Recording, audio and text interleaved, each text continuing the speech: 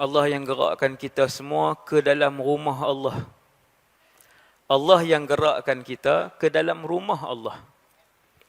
Orang yang Allah sayang, Allah selalu gerakkan hatinya dan fizikalnya untuk datang ke rumahnya. Jalla Jalaluh. Sebab tu apabila kamu menyaksikan seseorang itu solat 5 waktu berjamaah,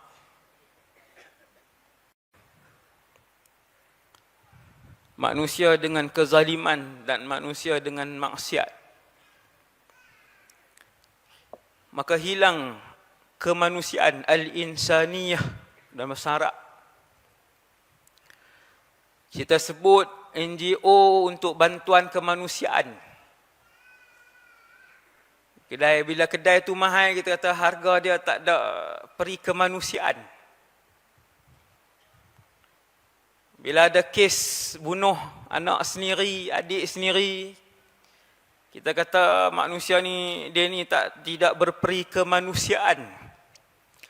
Bila saya baca berita-berita tentang bantuan kemanusiaan, berperi kemanusiaan, mengembalikan sifat kemanusiaan, saya jumpa bahawa kemanusiaan itu rahmat, kemanusiaan itu maksudnya kasih sayang. Bila sebut rahmat dan kasih sayang, dua yang kita semua berfikir tentu sekali. Allah Jalla Jalaluh serta kekasihnya Muhammad sallallahu alaihi wasallam. Dan perkataan yang kita sebut sehari beratus kali dalam kehidupan kita. Bila kita nak keluar rumah, nak masuk rumah, kita nak pakai baju, kita keluar. Daripada satu tempat, kita nak menulis, kita nak membaca, kita nak memandu, kita sebut Bismillahirrahmanirrahim. Ataupun Bismillah dengan nama Allah. Tuhan yang sifatnya diulang paling banyak sekali, Ar-Rahmanir-Rahim. Yang maha pemurah lagi maha penyayang. Setelah Allah selesai menciptakan alam, bukan cipta manusia, cipta alam, Allah Subhanahu Wa Taala menuliskan sesuatu di atas arasy. Tulisan itu kekal sehingga ke hari ini. Terdiri daripada 4 perkataan. Kata Nabi SAW dalam satu hadis muttafaqun alaih. Perkataan itu ialah inna rahmati sabaqat ghadabi. Sesungguhnya rahmatku mendahului kemarahan dan kemurkaan aku. Setelah Allah selesai mencipta alam, Allah selesai mencipta bumi, Allah selesai mencipta langit, Allah selesai mencipta binatang, Allah selesai cipta malaikat, cipta jin, bintang, roh, dituliskan sesuatu, iaitu Allah nak bagi tahu inna rahmati sabaqat ghadabi. Sifat Allah. Sesungguhnya kasih sayangku, rahmat dan belas ihsanku mendahului daripada kemurkaan, iaitulah kemurkaan Allah Subhanahu wa taala. Tuhan kita, Tuhan yang Maha Penyayang, yang menciptakan manusia, kemudian Allah buat peraturan kepada manusia. Peraturan itu kalau mereka ikut, mereka akan kekalkan sifat kemanusiaan di dalam diri mereka. Peraturan tu yang tuan-tuan tengok hari ni lah, yang Islam tetapkan. Peraturan untuk kita semayang, peraturan untuk kita tutup aurat, yang laki-laki tutup aurat supaya orang perempuan tak tergoda, yang perempuan tutup aurat supaya yang laki-laki tak tergoda. Yang kaya bayar zakat, keluarkan hak orang miskin yang ada dalam poket kamu. Yang ada kuasa tidak menindas yang lemah, bahagikan sama rata kemakmuran negara. Bila semua manusia dalam alam ini ikut peraturan Allah, syariat, undang-undang Allah, ketetapan Allah, sunnatullah, manusia akan mengekalkan kemanusiaan mereka. Semua hidup aman. Semua akan hidup mewah. Sehingga tidak ada kemungkaran dan juga jenayah. Macam mana nak bayang zaman hari ini ni? Tak ada kemungkaran dan jenayah. Sehari berapa orang hilang selipar, tak tahulah ni.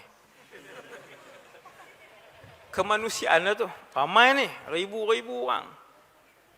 Harap-harap tak mencurilah, tersilap pakai. Tersilap tak apa. Jangan duk buat tersilap. Kalau kasut kawan hak mahal, jangan buat silap lah. Itu memang nak mencuri pun. Kalau hak sama jenis, yang tu boleh jadi. Sama warna, sama jenis. Kemanusiaan. Subhanallah. Allah Subhanahu Wa Ta'ala dalam hadis yang kedua, hadis ni ulama-ulama hadis dulu bila belajar, mereka akan meriwayatkan hadis itu sebagai hadis yang pertama dalam hidup mereka. Dulu zaman salafus salih, ada ratusan ulama hadis yang menghafal ratusan ribu hadis. Ratusan ulama hadis zaman tu, ada ratusan ulama hadis yang menghafal ratusan ribu hadis Nabi.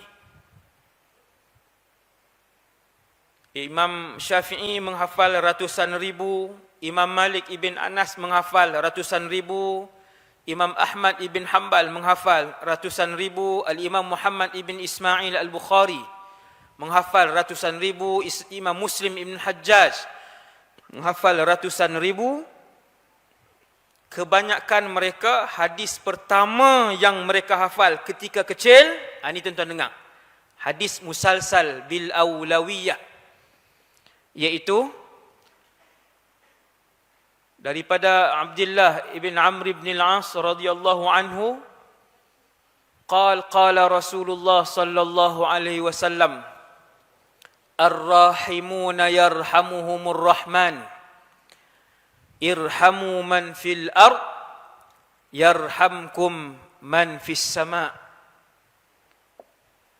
Itu hadis yang orang yang nak jadikan anak-anak dia pakar hadis, hadis itulah yang pertama dihafal dan didengarkan.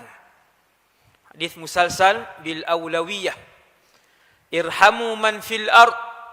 Tengok apa hadis yang mereka hafal. Kasihanilah wahai umat Muhammad siapa saja yang berada di atas muka bumi ini. Yarhamkun man fis sama.